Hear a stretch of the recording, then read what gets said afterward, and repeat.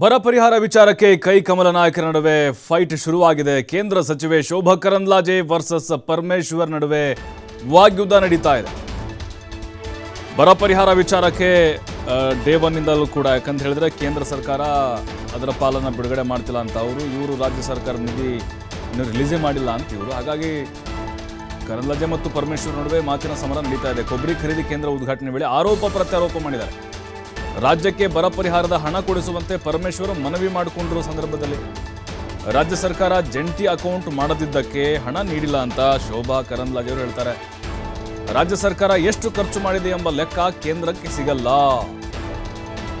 ಜಂಟಿ ಅಕೌಂಟ್ ಮಾಡಲು ಕೇಂದ್ರ ಸರ್ಕಾರ ಹೇಳಿದೆ ಅಂತ ಹೇಳಿ ಮತ್ತೆ ಸಬೂಬನ್ನು ನೀಡ್ತಾರೆ. ನಮ್ಮ ಪಾಲಿನ NDRF ಹಣಕ್ಕೆ ಜಾಯಿಂಟ್ ಅಕೌಂಟ್ ಯಾಕೆ ಬೇಕು? ಕೇಂದ್ರ ಸರ್ಕಾರ ಸುಮ್ಮನೆ ಸಬೂಬು ಹೇಳ್ತಿದೆ ಅಂತ ಹೇಳಿ ಪರಮೇಶ್ವರ್ ಕೌಂಟರನ್ನು ಕೊಡ್ತಾರೆ. ಶೋಭಾ ಕರಂದ್ಲಾಜೆ ಅವರು ಕೂಡ ತಮ್ಮದೇ ಆದಂಥ ಒಂದು ಸಮಜಾಯಿಷಿನ ಕೊಡ್ತಾರೆ. ನೋಡಿ, ಯಾವುದೇ ಒಂದು ಕಾರ್ಯಕ್ರಮ ಇರಲಿ ಅಲ್ಲಿ ರಾಜಕೀಯ ಇದ್ದೇ ಇರುತ್ತೆ.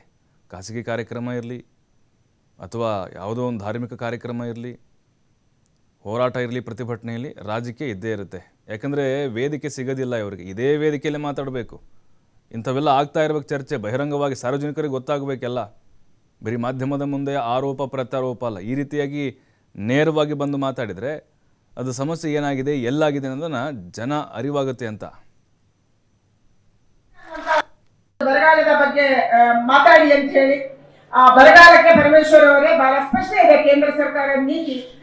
ಇವತ್ತು ಎಸ್ಕ್ರೋ ಅಕೌಂಟ್ ಅನ್ನು ನೀವು ಕಂಪಲ್ಸರಿಯಾಗಿ ಮಾಡಬೇಕು. ಸನ್ಮಾನ್ಯ ಶ್ರೀಮತಿ ನಿರ್ಮಲಾ ಸೀತಾರಾಮನ್ ಅವರು ಕೂಡ ಓಪನ್ ಆಗಿ ಇವತ್ತು ಹೇಳಿದ್ದಾರೆ ಮತ್ತು ಕೇಳ್ಕೊಂಡಿದ್ದಾರೆ. ಕರ್ನಾಟಕ ರಾಜ್ಯ ಸರ್ಕಾರದ ಮತ್ತು ಕೇಂದ್ರ ಸರ್ಕಾರದ ಒಂದು ಜಾಯಿಂಟ್ ಅಕೌಂಟ್ ಕಂಪಲ್ಸರಿಯಾಗಿ ಆಗ್ಬೇಕು. ಇನ್ನು ಮುಂದೆ ಯಾವುದೇ ಯೋಜನೆಗಳಿಗೆ ಕೂಡ, ಯಾವುದೇ ಅಭಿವೃದ್ಧಿ ಯೋಜನೆ ಅದರಲ್ಲಿ ಕೇಂದ್ರದ ಷೇರು ಮತ್ತು ರಾಜ್ಯದ ಷೇರು ಇದೆ ಅಂತಂದ್ರೆ, ಕೆಲವರಲ್ಲಿ 60-40 ಇದೆ, ಕೆಲವರಲ್ಲಿ 50-50 ಇದೆ, ಕೆಲವರಲ್ಲಿ ನಾರ್ತ್ ಈಸ್ಟ್ ಅಥವಾ ಬೇರೆ ಬೇರೆ ಯೋಜನೆಗಳಲ್ಲಿ ನಾರ್ತ್ ಈಸ್ಟ್ಗೆ ಎಲ್ಲಾ ಯೋಜನೆಯಲ್ಲಿ 90-10 ಇದೆ. ಆದ್ರೆ ರಾಜ್ಯಗಳಲ್ಲಿ ಕೂಡ ಕೆಲವು ಯೋಜನೆಗೆ ಡಿಪೆಂಡ್ಸ್ ಆನ್ ದಿ ಯೋಜನೆ ಎಷ್ಟು ಶೇರ್ ಇದೆ ಅನ್ನುವಂಥದ್ದು ಇವತ್ತು ಇದೆ. ಕೆಲವರಲ್ಲಿ 70-30 ಇದೆ, 60-40 ಜಾಸ್ತಿ ಶೇರ್ ಇದೆ. ಅದಕ್ಕಾಗಿ ಇವತ್ತು ಬಹಳಷ್ಟು ರಾಜ್ಯಗಳಲ್ಲಿ ಏನು ಸಮಸ್ಯೆ ಆಗಿದೆ ಅಂದ್ರೆ, ಕೇಂದ್ರ ಸರ್ಕಾರ 60% ಖರ್ಚು ಮಾಡುತ್ತೆ, ಆದ್ರೆ 40% ಖರ್ಚು ಆಗೋದೇ ಇಲ್ಲ. ರಾಜ್ಯ ಸರ್ಕಾರಗಳು ದುಡ್ಡನ್ನು ಹಾಕೋದೇ ಇಲ್ಲ. ಈ ಕಾರಣಕ್ಕಾಗಿ ಇವತ್ತು ಕೇಂದ್ರ ಸರ್ಕಾರ ಪ್ಲಾನಿಂಗ್ ಕಮಿಷನ್, ನೀತಿ ಆಯೋಗ ಬಹಳ ಸ್ಪಷ್ಟವಾಗಿ ಸೂಚನೆಯನ್ನು ಕೊಟ್ಟಿದೆ. ಈ ಯೋಜನೆಯ ಹಣ 100% ಖರ್ಚಾಗಬೇಕಂದ್ರೆ ಇದಕ್ಕೊಂದು ಎಸ್ಕ್ರೋ ಅಕೌಂಟ್ ಮಾಡಬೇಕು. ಇದಕ್ಕೊಂದು ನಾವು ಅಲ್ಲಿ ಡ್ಯಾಸ್ ಮೇಲೆ ಅವ್ರು ಭಾಷಣ ಮಾಡಿದ್ಮೇಲೆ ನಾನು ತಿರ್ಗಾ ಹೋಗಿ ಭಾಷಣ ಮಾಡೋಕ್ಕಾಗಲ್ಲ. ನಾನು ಅವರಿಗೆ ಒಂದೇ ಒಂದು ಸಿಂಗಲ್ ರುಪಿ NDRFನಲ್ಲಿ ಹಣ ಬಂದಿಲ್ಲ ಅಂತ ಹೇಳಿದೆ. ₹1 ಬಂದಿಲ್ಲ. I can challenge. ಯಾಕೆಂದರೆ ನಾವು ಸುಮ್ಮನೆ ಸುಳ್ಳು ಹೇಳ್ಕೊಂಡು ಹೋಗೋ ಹಂಗೆ ಆಗೋದಿಲ್ಲ. ಜವಾಬ್ದಾರಿ ಸ್ಥಾನದಲ್ಲಿದ್ದೀವಿ ನಾವೆಲ್ಲ. ₹1 NDRF ಬಂದಿಲ್ಲ. NDRFಗೆ 60% 40% ಜಾಯಿಂಟ್ ಅಕೌಂಟ್ ಹಾಕಬೇಕು. NDRFಗೆ ಯಾಕೆ ಜಾಯಿಂಟ್ ಅಕೌಂಟ್ ಬೇಕು ಹೇಳಿ? ಅದೆಲ್ಲ ಸುಮ್ಮನೆ ಸಬೂಬು. ಆಮೇಲೆ ಜೊತೆಗೆ ಅವರು ನಿನ್ನೆ ಅವರು ಇವತ್ತು ಹೇಳಿದ್ದು ನಾವು 60-40 ಎಲ್ಲ ಕಂಬೈಂಡ್ ಆಗಿರಬೇಕು, ನೀವು ಖರ್ಚು ಮಾಡಿಬಿಡ್ತಮ್ಮ, ನಮ್ಮದೇ ಹಣನ ಖರ್ಚು ಮಾಡ್ತೀರ, ನಿಮ್ದು ಖರ್ಚು ಮಾಡೋದಿಲ್ಲ ಅಂತ. ಈಗ ನಾವು ಖರ್ಚು ಮಾಡಿದ್ದೀವಿ, ಅವ್ರು ಹಣನೇ ಕೊಟ್ಟಿರಲ್ಲ. ಎಷ್ಟು ಸ್ಕೀಮ್ನಲ್ಲಿ ಹಣ ಅಂತ ಹೇಳಿ ನಾನು I can give statistics. Next time ಬಂದ ಬೇಕಾದ್ರೆ ಕೊಡ್ತೀನಿ ನಾನು. ರಾಜ್ಯ ಸರ್ಕಾರದ ಮೇಲೆ ಗೂಬೆ ಕುಂಟಿಸೋದು. ಜೊತೆಗೆ ನೋಡಿ, ನಾವು ಇಡೀ ದೇಶದಲ್ಲಿ GSTನಲ್ಲಿ 2ನೇ ಸ್ಥಾನದಲ್ಲಿದ್ದೀವಿ. GST ಕಲೆಕ್ಷನ್ನಲ್ಲಿ Karnataka second in the country. ನಮಗೆ ಶೇರ್ ಕೊಡಬೇಕಲ್ಲ. ಎಷ್ಟು ಕೊಟ್ಟಿದ್ದಾರೆ? ಇನ್ನೂ 8-9 ಸಾವಿರ ಕೋಟಿ ಬರಬೇಕು ನಮಗೆ. ಹೇಳೋಕ್ಕಾಯ್ತು. ನಾವು ಸುಮ್ಮನೆ ಅಲ್ಲಿ ಅವೆಲ್ಲ ಪಬ್ಲಿಕ್ಕಲ್ಲಿ ಇದೆಲ್ಲ ಚೆನ್ನಾಗಿರೋದಿಲ್ಲ. ಆಮೇಲೆ ನಾನು ಅವ್ರು ಭಾಷಣ ಮಾಡಿದ್ಮೇಲೆ ನಾನು ಮಾಡೋಕ್ಕಾಗತ್ತಾ? ಕೌಂಟ್ರ್ ಮಾಡೋಕ್ಕಾಗೋದಿಲ್ಲ ಅಂತ ನಾನು ಸುಮ್ಮನಾದೆ. ಒಟ್ಟಾರೆ ನನಗೆ ಇಷ್ಟೇ ಹೇಳ್ತೀನಿ, ಯಾರ ಮೇಲೂ ಯಾರು ಗೂಬೆ ಕುಂಡ್ರಿಸೋ ಪ್ರಶ್ನೆ ಅಲ್ಲ, ಇಲ್ಲಿ ಜನಗಳ ಪ್ರಶ್ನೆ. NDRF ನಮ್ಗೆ ಹಣ ಕೊಡಿ ಅಂತ ಕೇಳಿದ್ದೀವಿ, ಹಣ ಕೊಡಿ ಅಷ್ಟೇ. ಬಿಯಾಂಡ್ ದಟ್ ಯಾಕೆ ಚರ್ಚೆ ಮಾಡಬೇಕು? ಅದು ಆಗಲಿಲ್ಲ ಅಂತ ಹೇಳಿ ಈಗ ನಾವು ರೈತರಿಗೆ ಹಣ ಬರಬೇಕಾಗಿತ್ತಲ್ಲ, ಹಣ ಬರಲಿಲ್ಲ. ನಾವೀಗ ₹2,000 ಕೊಡ್ತಾ ಇದ್ದೀವಲ್ಲ, ಹೆಚ್ಚು ಕಮ್ಮಿ 1,40,000 ರೈತರಿಗೆ ಈಗ ₹2,000 ನಾವು ಈಗ ಕೊಡ್ತಾ ಇದ್ದೀವಿ. ಅವ್ರ ಅಕೌಂಟಿಗೆ DBT ಬರುತ್ತೆ ಇನ್ನೊಂದು ವಾರದಲ್ಲಿ.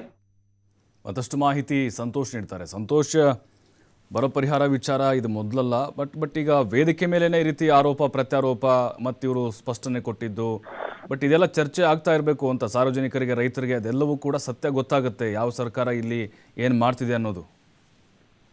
ಪ್ರಭು, ರಾಜ್ಯದಲ್ಲಿ ಸಾಕಷ್ಟು ರೀತಿಯ ಒಂದು ಬರ ತಾಂಡವಾಡ್ತಾ ಇರ್ತಕ್ಕಂಥದ್ದು. ಈ ಒಂದು ಹಿನ್ನೆಲೆಯಲ್ಲಿ ಸಮಯ ಸರಿಯಾಗಿ ಮಳೆ ಆಗಿಲ್ಲ, ಹಾಗಾಗಿ ಬರ ಹೆಚ್ಚಾಗಿದೆ ಅನ್ನೋ ಒಂದು ಹಿನ್ನೆಲೆಯಲ್ಲಿ ನಿನ್ನೆ ಏನು ತುಮಕೂರಿನ APMC ಆವರಣದಲ್ಲಿ ಕೊಬ್ಬರಿ ನೆಫೈಡ್ ತೆರೆಯುವ ಒಂದು ಉದ್ಘಾಟನಾ ಕಾರ್ಯಕ್ರಮಕ್ಕೆ ಶೋಭಾ ಕರಂದ್ಲಾಜೆ ಅವರು ಆಗಮಿಸಿರ್ತಾರೆ. ಅಂತ ಸಂದರ್ಭದಲ್ಲಿ ಮೊದಲನೇದಾಗಿ ಗೃಹ ಸಚಿವ ಹಾಗೂ ಜಿಲ್ಲಾ ಉಸ್ತುವಾರಿ ಸಚಿವರಿಗೆ ಪರಮೇಶ್ವರ್ ಅವರು ಭಾಷಣಕ್ಕೆ ಅವಕಾಶ ಕೂಡ ಮಾಡಿಕೊಡ್ತಾರೆ. ಭಾಷಣ ಮಾಡುವಂತ ಸಂದರ್ಭದಲ್ಲಿ ಕೊಬ್ಬರಿ ವಿಚಾರವನ್ನ ಮಾತಾಡಿದ ನಂತರ ಕೂಡಲೇ ಕೂಡ ಏನು ಕೇಂದ್ರ ಸಚಿವರು ಬಳಿ ಒಂದು ಮನವಿಯನ್ನು ಕೂಡ ಪರಮೇಶ್ವರ್ ಮಾಡುವಂತದ್ದು. ಅಂದ್ರೆ ಪ್ರಧಾನಿಗಳ ಹತ್ರ ಬಹಳ ಹತ್ತಿರವಾಗಿರ್ತಕ್ಕಂತ ಸಂಪರ್ಕವನ್ನು ಕೂಡ ಹೊಂದಿದ್ದಾರೆ. ಹಾಗಾಗಿ ನಾನು ಮನವಿ ಮಾಡೋದಿಷ್ಟೇ, ಇದರಲ್ಲಿ ರಾಜಕೀಯ ಬೆಳೆಸುವಂತದ್ದು ಬೇಡ. ಏನು ಈ ಒಂದು ಬರದಿಂದ 17,500 ಕೋಟಿ ನಷ್ಟ ಆಗಿದೆ. NDRF ನಿಂದ ಯಾವುದೇ ರೀತಿಯಂತ ₹1 ಕೂಡ ಹಣವು ಕೂಡ ಬಂದಿಲ್ಲ. ಹಾಗಾಗಿ ಕೂಡಲೇ ನೀವು ಏನು ಪ್ರಧಾನಿ ಅವರಿಗೆ ಗಮನಕ್ಕೆ ತಂದು ರೈತರ ಒಂದು ಹಿತದೃಷ್ಟಿಯಿಂದ ಕೇಂದ್ರ ಹಾಗೂ ರಾಜ್ಯದ ರೈತರ ಹಿತದೃಷ್ಟಿಯಿಂದ ಕೇಂದ್ರದಿಂದ ಹಣವನ್ನ ಬಿಡುಗಡೆ ಮಾಡಿಸಿ ರಾಜ್ಯದ ರೈತರಿಗೆ ಅನುಕೂಲ ಆಗುವಂತೆ ಮಾಡಬೇಕು ಅನ್ನೋ ಒಂದು ಮನವಿಯನ್ನು ಕೂಡ ಮಾಡಿದ್ರು. ಅದಾದ ಬಳಿಕ ಏನು ಶೋಭಾ ಕರಂದ್ಲಾಜೆ ಅವರು ಅದೇ ಒಂದು ಕಾರ್ಯಕ್ರಮದಲ್ಲಿ ಭಾಷಣ ಮಾಡುವಂತ ಸಂದರ್ಭದಲ್ಲಿ ಅಂದ್ರೆ ರಾಜ್ಯ ಸರ್ಕಾರದ ಮೇಲೆ ಗೂಬೆ ಕುಡಿಸುವ ಒಂದು ಕೆಲಸವನ್ನು ಕೂಡ ಶೋಭಾ ಕರಂದ್ಲಾಜೆ ಅವರು ಮಾಡಿರ್ತಕ್ಕಂಥದ್ದು. ಅಂದ್ರೆ ಏನು ಈಗಾಗಲೇ ಕೂಡ ಹಣಕಾಸು ಸಚಿವ ನಿರ್ಮಲಾ ಸೀತಾರಾಮನ್ ಹೇಳಿರೋ ಲೆಕ್ಕಾಚಾರದಲ್ಲಿ ಏನು ಜಂಟಿ ಖಾತೆಯನ್ನು ತೆಗಿಬೇಕು, ಆದ್ರೆ ಇಲ್ಲಿವರೆಗೂ ಕೂಡ ರಾಜ್ಯ ಸರ್ಕಾರ ಈ ಒಂದು ವಿಚಾರದಲ್ಲಿ ಜಂಟಿ ಖಾತೆಯನ್ನು ತೆಗೆದಿಲ್ಲ ಅನ್ನೋ ಒಂದು ಮಾತನ್ನು ಕೂಡ ಹೇಳಿರ್ತಕ್ಕಂಥದ್ದು. ಜೊತೆಗೆ ಜಂಟಿ ಖಾತೆ ತೆಗೆದ ನಂತರ ಹಣವನ್ನ ಏನು ಈ ಒಂದು ಖಾತೆಗೆ ಹಾಕಿಸುವ ಒಂದು ಕೆಲಸವನ್ನು ಕೂಡ ಮಾಡ್ತೀವಿ ಅನ್ನೋ ಒಂದು ಮಾತನ್ನು ಹೇಳ್ತಕ್ಕಂಥ ಅಂದ್ರೆ ರಾಜ್ಯ ಕೇಂದ್ರದ್ದು 60%, ರಾಜ್ಯದ 40% ಅಂತ ಮುಂಚಿತವಾಗಿ ಕೂಡ ರಾಜ್ಯ ಸರ್ಕಾರದಲ್ಲಿ 40% ಹಾಕುವ ಒಂದು ಕೆಲಸವನ್ನು ಆ ಖಾತೆಗೆ ಮಾಡಬೇಕು. ನಂತರ ಆ ಒಂದು 60% ಕೇಂದ್ರದಿಂದ ಬರುವಂತ ಕೆಲಸವನ್ನು ಕೂಡ ಮಾಡ್ತದೆ. ಜೊತೆಗೆ ಮುಂಬರುವಂತ ಎಲ್ಲಾ ಯೋಜನೆಗಳಲ್ಲಿ ಕೂಡ ಕೇಂದ್ರದ್ದಾಗ್ಬೋದು ರಾಜ್ಯದಾಗ್ಬೋದು ಎಲ್ಲಾ ಯೋಜನೆಗಳು ಕೂಡ ಈ ಒಂದು ಜಂಟಿ ಖಾತೆ ಮುಖಾಂತರ ಕೂಡ ಟ್ರಾನ್ಸಾಕ್ಷನ್ ಆಗ್ಬೇಕು ಅನ್ನೋ ಒಂದು ಮಾಹಿತಿಯನ್ನು ಕೂಡ ಹಂಚಿರ್ತಕ್ಕಂಥದ್ದು. ಈ ಒಂದು ವಿಚಾರಕ್ಕೆ ನಿನ್ನೆ ತಡರಾತ್ರಿ ಏನು ತುಮಕೂರಿನಲ್ಲಿ ಸುದ್ದಿಗಾರರೊಂದಿಗೆ ಮಾತನಾಡುವಂತ ಸಂದರ್ಭದಲ್ಲಿ ಶೋಭಾ ಕರಂದ್ಲಾಜೆ ವಿರುದ್ಧ ಪರಮೇಶ್ವರ್ ಗರಂ ಕೂಡ ಆಗಿರ್ತಕ್ಕಂಥದ್ದು. ಒಂದು ಒಳ್ಳೆಯ ಒಂದು ಸ್ಥಾನದಲ್ಲಿ ಇಟ್ಕೊಂಡು ಈ ರೀತಿಯಾಗಿ ಉತ್ತರ ಮಾಡುವಂತದ್ದು ಎಷ್ಟು ಮಟ್ಟಿಗೆ ಸರಿ? ನಾನು ಕೂಡ ಒಂದು ಗೌರವವಾಗಿದ್ದಂತ ವ್ಯಕ್ತಿ, ಹಾಗಾಗಿ ಏನ್ ಮಾತಾಡ್ತೀನಿ ಅನ್ನುವಂಥದ್ದು ಒಂದ್ ಸ್ವಲ್ಪನಾದ್ರೂ ಇರ್ಬೇಕು. ಆದ್ರೆ ಅವ್ರು ಚರ್ಚೆ ಮಾಡ್ತಾರೆ ಅನ್ನೋ ಒಂದು ವಿಚಾರಕ್ಕಾಗಿ ಹೇಳ್ತಾ ಇದ್ದೀನಿ. ಈ ರೀತಿಯಾಗಿ ₹1 ಕೂಡ ಏನು ಕೇಂದ್ರದಿಂದ ಹಣವನ್ನ ಬಿಡುಗಡೆ ಮಾಡಿಲ್ಲ. ಮೊದಲು ಹಣ ಬಿಡುಗಡೆ ಮಾಡುವ ಒಂದು ಕೆಲಸವನ್ನ ಮಾಡಬೇಕು, ನಂತರ ಅವರು ಖಾತೆಯನ್ನ ತೆರೆಯೋದು ಹಾಗೂ ಮತ್ತೊಂದು ಹೇಳ್ಬೇಕು. ಈಗ ಖಾತೆಯ ವಿಚಾರವನ್ನ ಮುಂದೆ ಇಟ್ಟಿದ್ದಾರೆ ಅಂತ ಹೇಳಿ ಕೇಂದ್ರ ಸರ್ಕಾರ ವಿರುದ್ಧ ಪರಮೇಶ್ವರ್ ಅವರು ಗುಡುಗಿರ್ತಕ್ಕಂಥದ್ದು. ಪ್ರಭು, ಥ್ಯಾಂಕ್ ಯು ಸಂತೋಷ್ ತಮ್ಮೆಲ್ಲ ಮಾಹಿತಿಗಾಗಿ.